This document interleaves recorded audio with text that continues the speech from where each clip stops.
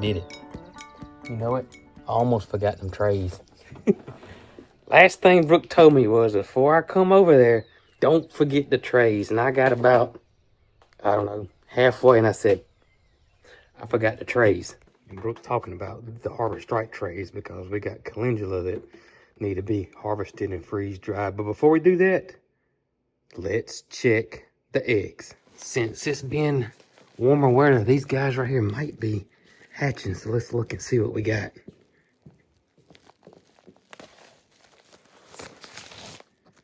All right. I don't see anything yet. Well, there's one. Isn't that one? Yep, there's one. Is there any more though? There's this a good bit more than that. I think we're gonna wait one more day. These bags are breathable too, so don't think they're gonna suffocate. All right, I saw one. Let's check this one out. Let's see what this one looks like.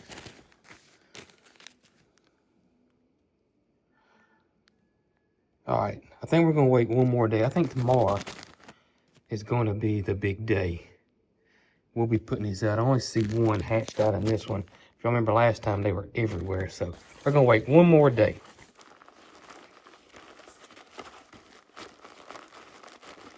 Back up above the fridge we go. And while I'm over here, I want y'all to see old Lieutenant Dan. And he's doing well. Hadn't shown Lieutenant Dan in a good little minute. But there he is. Yeah, your hand purring. All right, buddy. All right, buddy. Yeah, big day today. Big day today. We gotta tell everybody the big surprise. That's right. I almost forgot the trays again. Not gonna forget them. All right, Holly. We got the trays, girl. Come on, load up. Come on, atta girl. All right, let's go get these trays to Mama so we don't get in the doghouse, right? And we gotta show everybody the big surprise. Yeah. Yeah, let's go.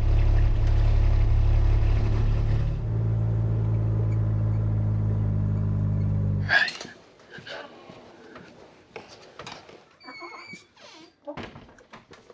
All right, get these trays up here.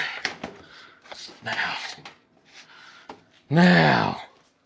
Well, y'all, I think some of y'all are probably, well, let's just say I think some of y'all probably got a gut feeling about this. And I told y'all it had to be perfect. Had to be really perfect for us. Wasn't gonna just not make a crazy hasty decision, to be honest with you. And we think that actually happened. The perfect situation actually happened. Most of y'all know I've been talking about it lately, and that is, I certainly wish I could actually possibly find a horse that I could ride. Well, meet Miss Maggie, who's eating hay right now.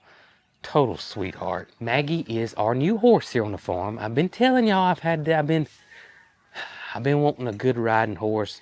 I just didn't feel comfortable with my weight and size, and Willie feeling so much better of trying to saddle Willie up and ride Willie and take the risk of getting his ankle back inflamed and hurting again because of his navicular bone problem. Even though he's way better now, the medicine's working, he's not limping, I just didn't want to take that chance. Plus, Willie's 25 plus years old. But also, I don't plan on, I'm not going on no 2-3 hour trail ride or anything like that. I just wanted a horse that I could check the fence lines with, ride around on the farm, have a little fun, and scratch that itch of me loving riding horses. We do have Resca, but Resca is kind of barn and buddy sour. So I think I could ride Resca for a short period of time, even though she does have a little arthritis in one of her back legs. But she will not leave, or I should say, she would need another horse to do that with.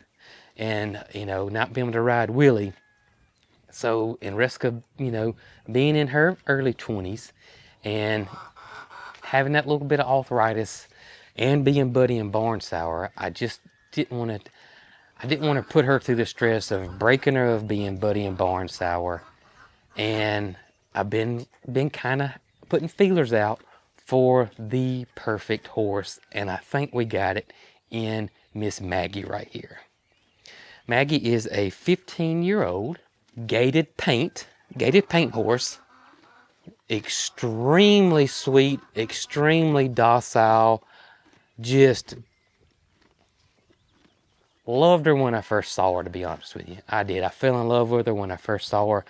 And then her story behind it is just perfect for us. Now, Miss Maggie's owner was an elderly man, and he was getting close to 80 years old. And because of health reasons and his age and some little bit of pressure from his family, because they were concerned about him, they wanted to find Maggie a new awesome home. And that's where we stepped in. So that's how we acquired Maggie. Maggie's been living at her old farm for a little over 11 years now. And she's awesome. She is awesome. He was even riding her as of earlier than, you know, recently, just put it like that way, very recently. She's just got the super sweetest, calmest disposition you'll ever meet. And I'm telling you, I fell in love with her when I first saw her, automatically. And then the story about behind her, and we just thought it was the perfect situation to give her the best home ever. And she is exactly what I was looking for. Super calm. I didn't want a horse that's gonna be, I just wanted just a super deadhead horse that's, you know, that was really broke. And, you know, if I ride her 2 days in a row and don't ride her for 4 more days, it just perfect. Absolutely perfect. You don't have to chase her around the pasture. You can see this. She loves people. And honestly, y'all, she hadn't even been here 24 hours. We just got Maggie yesterday. And she has adjusted so well because she hasn't been around goats. She hasn't been around donkeys. She definitely hasn't been around pigs or emus, I can tell you. And you can see she is, I mean, Loretta's right here. So she is adjusted well. Now, I will say this. When Maggie first got here, she was a little unsure of especially Loretta and the emus. But she is adjusted very, very, very well. It was funny because yesterday when we first got Maggie, I say funny, when we first got Maggie yesterday, first thing I did was I brought her in this pasture and I walked her around. I wanted to show her where her water was. I wanted her to feel comfortable about her surroundings and know the boundaries. And so I walked her around the pasture, and of course Nugget had to come, and Maggie's like, oh, whoa, I had no idea that I was coming to Jurassic Park. I had no idea I was coming to Jurassic Park, did you, girl? But she has really adjusted well. She has. She is a lot. I mean, she was calm yesterday, but you could tell her ears was, and I could tell by her breathing and, you know, her standoff. She was on full alert yesterday, and which is to be expected. 1000% to be expected. I don't care how tame of a horse you got. You know, you bring it to some new area. She's been at the same farm for over 11 years. You bring her to another farm that's got almost every animal under the sun. Yeah, to be expected. But she is really, really, really adjusted well, y'all. Absolutely. And she's going to fit in just perfectly here on the farm. Yes, you are. Now, you may be wondering, Jason, why is Maggie over here and not with the other horses? And, well, it's just safety precautions, y'all. She's a new horse from a different county, from another farm. We trust the people 1000%, but to be safe, we're going to quarantine her. And we usually do this with almost any new animal we bring into the farm. And we talk about this from time to time. But just for safety purposes, we're going to put Maggie over here in this pasture. This is the pasture next to the pond. You can see this is where the goats and the pigs and the donkeys hang out right there. But for about the next 14 days, and Dr. D is coming. I got a call in to Dr. D. He's going to come and check Maggie out. But we're going to leave her over here for about 14 days until we know everything's clear and good. And that's just good practice. We did move Honey and Jessie to behind the barn area here because they are equine. So that's the only thing that we would worry about contact with are equine. Of course, Pocket's over there. So there's no contact to contact whatsoever, even though we feel perfectly safe about the whole situation. 99% positive, but it's that 1% that, you know, it was 14 days, honestly, to be 100% certain, right? So Gadoo got a call in to Dr. D. He is going to come hopefully this week. She's nervous about the camera, I believe. And she'll get used to this soon. Give Maggie a look over, check her all out, and all of our horses and equine, the donkeys, they need to get their yearly vaccinations done. I will say this, she was this gentleman's baby, and I mean baby. She is in the perfect form, or at the perfect spot, because there shouldn't be any drop off, because from what we were told is that he brushed her every single day. He loved on her. Look at her and Holly. But he brushed her every single day. He loved on her every day. He spent a lot of time with her every single day. This was his baby right here. And you can see she's healthy. She's not Willie. When we got Willie, not at all. She is the total opposite of Willie. She has been well taken care of, I can promise you, and well loved. And that's why she's such a sweet girl and loves people.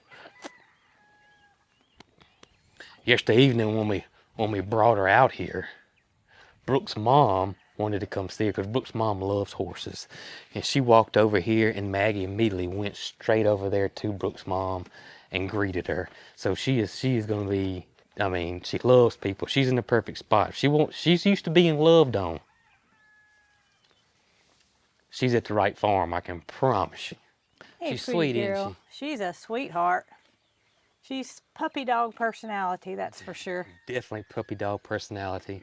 I went and gathered eggs and was walking down the road. Oh, she saw me coming. Did she? And here she came to greet me at the fence.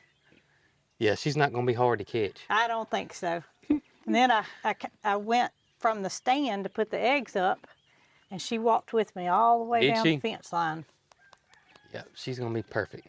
She's going to fit in good here. Well, Already has. Look how well she's adjusted from yesterday. Goodness. We knew that the perfect horse would come along at some point. Yeah. And we didn't expect it this soon, but... We didn't expect it this soon at all. You know, we have the area to contain her, and I just feel like it's the perfect fit.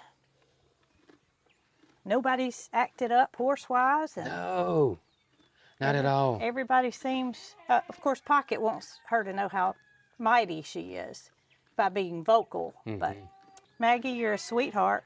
She is a sweetheart. Her owners definitely gave her a lot of attention. That's what I talked about. I talked about how he loved on her every day and brushed her. But you can see, I mean... Oh, you could do it. You could do anything you wanted to. She's gonna be a good horse for me. You can ride her. Oh, goodness. You can ride her. Well, you know, she's used to a man, and I think that that's a good thing for you. Of course, I could ride Resca.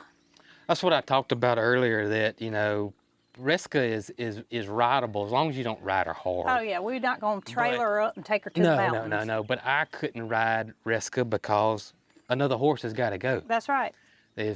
She's too buddy sour. So, you know, if you wanted to ride Resca around here for a few minutes with me and Maggie right here, it'd be perfectly fine. Yeah, Willie may have to be babysat by Pocket. Yeah. To keep him company till she got back, but Willie wouldn't care. He wouldn't care. He wouldn't. He really wouldn't care. Oh, winter coats are coming out. Winter coats are coming out. I gotta brush Willie and Resca this evening, and Because theirs is the same way. I need to brush Miss Pocket too. Hers hangs in there a little bit longer than the other It ones. does. But It that's does. typical of a miniature horse too. They That's seem right. to be a little bit different than your Yeah, standard size horses. she's losing it fast. Yeah, it's coming on out. It's getting warm here, isn't it, girl? It is getting warm. That's okay. You're used to it. You from Alabama. Yep. And I will say this too, the way we got everything situated now for the next 2 weeks is that, you know, if we can open up this stall here so she can get out of the weather here, Honey and Jesse, we can open up that stall on the end so they can get out of the weather. And so there's nobody that's going to be left out any kind of way whatsoever. And there's enough stalls down here for Enough stall, everybody. yep. Loretta can get into this one right here. And of course the goats have their stalls over here. So, and the boys, we got plenty of room for everybody.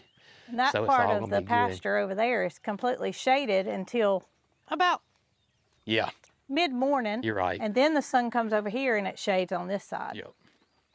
So she's got a lot of shade. You know, it just had to be heavy on their heart to make that decision. Oh, And you know, I almost teared up yesterday thinking about it. I may tear up now, but yeah, I can't imagine. we did everything in our power to make them feel comfortable about their decision. Yep. And no need to worry about Jesse and Honey, because they're over on this side. They are getting just as much as attention as they were. Matter of fact, they might be getting more. Right, baby? Yeah. And we're cleaning up and sanitizing ourselves, keeping precautions when we go from area to area. So, you know, when we leave Maggie over there, we will clean up and that kind of thing before we go see Jesse and Honey or Pocket or the other horses. Red, what are you doing to him, Red? What is going on over here between y'all two? Huh? You know what's going on, Loretta? No? You keep your eye out on that. Yeah. Oh, Opie may have him and you, buddy. Y'all look at this thing. Look at this thing. I know she's sunning, but I guarantee you one thing. I'm sure she's already got Maggie's, you know, employee paperwork and all that filed and turned in. Got a boss lady, she don't play no games. I'm sure she was really on top of that. Hey, I hope this don't affect my 25 cents. I'm just saying. She's probably wondering when I'm gonna come over there and slather her with some suntan lotion. Hey, I gotta go clean out the horse trailer first, okay? I'll come back and slather you up. How about that? That'll work? Yeah, I hope so. Don't stay out there too long now. I don't need to be slathering you with some aloe vera later this evening because you done got sunburn. She'll probably want me to bring her a pina colada too when I come back with that sunscreen. Holly, I don't think we got one bucket. Let's get our bucket. I actually need to go ahead and dump that too. I gotta clean the Peaches and Pocket stall. Dump that into the tractor. We're gonna get this to put the manure in from the trailer. We gotta get us a flat shovel, Holly. I don't think it's enough for me to get the vacuum out with. I don't. If it was more than that, if we'd have got 2 horses, I probably would get the pasture vacuum. Let's grab our shovel. Right here. All right. Let's go clean out the trailer. Come on, load up, girl. Go on, load up. Let's clean out that trailer.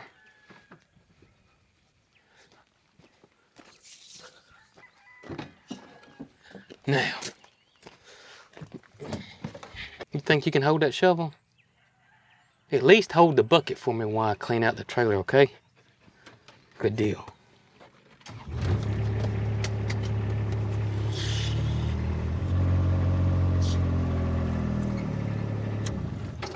All right, let's get this thing cleaned out. And I gotta tell y'all something. So I wanted to make sure that I was taking care of my roses right. And I told y'all that I was going to either rotate between the garden foss, and this is on my American pillar roses, the ones that get black spot. I was gonna rotate between garden foss, possibly, and copper week to week. So garden frost 1 week, next week copper, garden frost, and that's thought, for some reason that's what I thought I needed to do. Well, I decided before I do that, I'm gonna go and text my buddy Jason, the rose expert over there at Petals from the Past, and make sure that's correct. And he told me not to do that. He said for me to continue spraying with a garden floss, but do it every 10 to 14 days. Don't do it weekly. So I wanted to let you guys know that, because I know there may be some of y'all that are maybe mimicking or copying what I'm doing with my roses, and I want to make sure that you get the correct information. So to recap, what we did is that 3 weeks ago, is it 4 weeks now? Either 3 or 4 weeks ago, we sprayed with copper, and that was to kill off any type of fungus, bacteria, blight, whatever from the previous year. So that's what we did, number 1. Then we came back with the 3-in-1 fertilizer, which is a fertilizer, pest control, and a disease control, which would be my black spot, that is systemic, that it was granular. So that was the next week. So copper, then the fertilizer, the 3-in-1 fertilizer, and then, no, it was last week. That's right, so it was 3 weeks ago. Last week, we sprayed with the garden floss. So we're gonna wait next week to do the garden floss spray.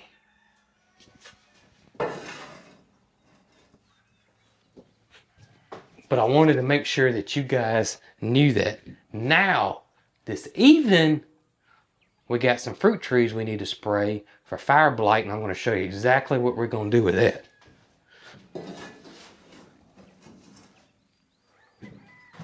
I know some of y'all are going to say, did y'all get a new trailer? I don't think so. Yeah, we did. But it's probably, we got this thing last year, I think. It's a great trailer. It's all aluminum, which means it's not going to rust, which we like. But we needed one that was extra tall. I don't know, I don't have another trailer to show you side by side, but this trailer here is a lot taller than a lot of other trailers. So it's kind of an extra large trailer, and we got that just in case if we ever had to take Moody somewhere to like the Auburn Vet School or something. We wanted to be prepared if we had to take Moody somewhere. You can see how much bigger it is than a normal trailer. It needed some things. It's not a brand new one by all means. I can't remember what year model this thing is. Brooke found a great deal, of course she did, on Facebook, and I got to replace the lights on it, and not all of them, just a few of them. Our old trailer, if y'all remember the one we put Moody in, that he probably couldn't get his big toe in now, was a 2-horse trailer, is what you call it. You can haul 2 horses in it. And we ended up donating that to a rescue. So that's where that trailer went. Hey babies, what y'all doing? Hey Willie, hey Resca. Yeah, Willie just got him a big gulp of water. Y'all be meeting Maggie for too long. Yeah, just give it a couple of weeks and let Dr. D check everything out. Mag could be over here with y'all. That's right. 3's company is what they say. Is that right? Yeah, and I know y'all gonna be good. I know it. Y'all some good horses. Yes, you are. Y'all some good horses, buddy. Yeah. Love y'all. So what I'm gonna do here in the fruit orchard, and I'm only gonna spray the trees. Well, number 1, I'm only gonna spray for fire blight right now. And that is only going to pertain to all of our pears and all of our apples, the next row right here. That's it. That's the only thing that we're going to spray. And fire blight is, I got it on my farm. I've lost, I know, 2 apple trees, maybe 3 apple trees. I've lost 2 or 3 pears since we've been here because of it.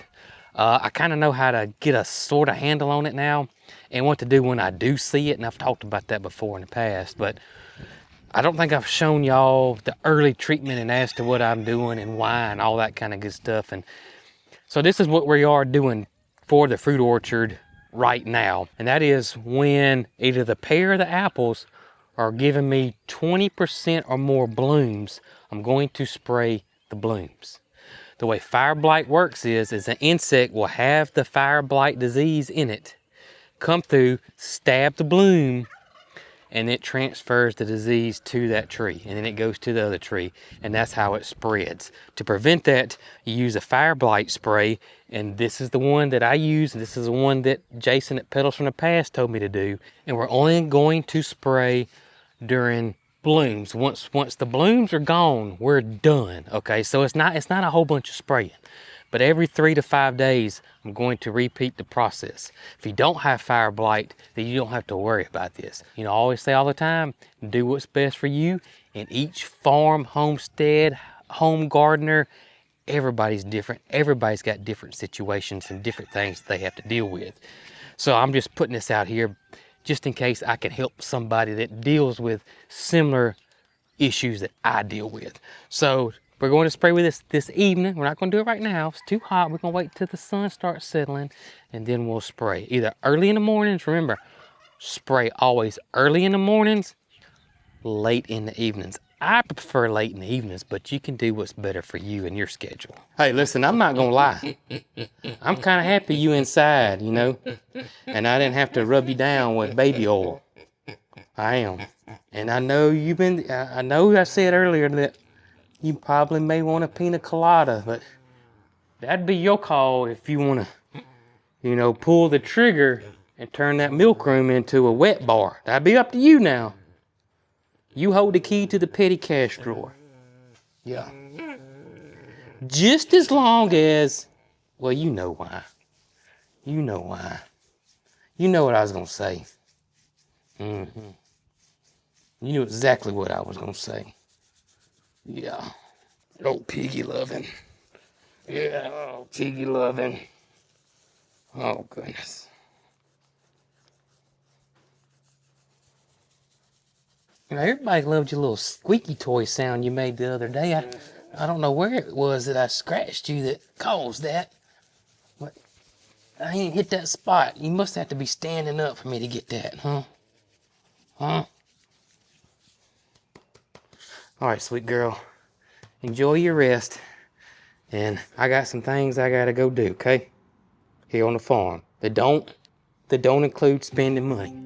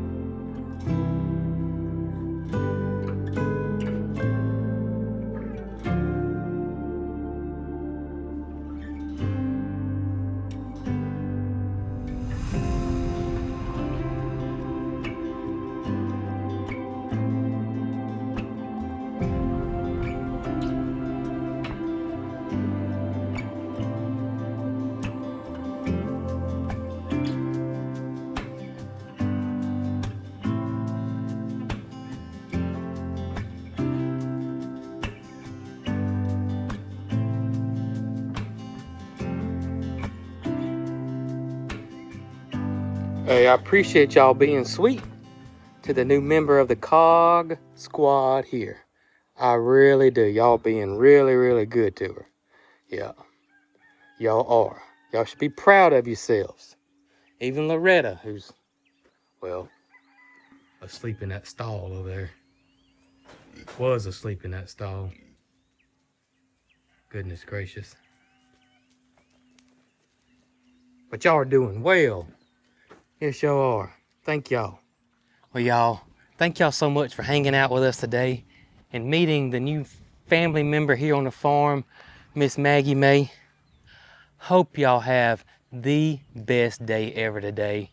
We catch you guys on the next one. We love y'all. And Maggie, what we always say at the end, girl, we always say, y'all be good.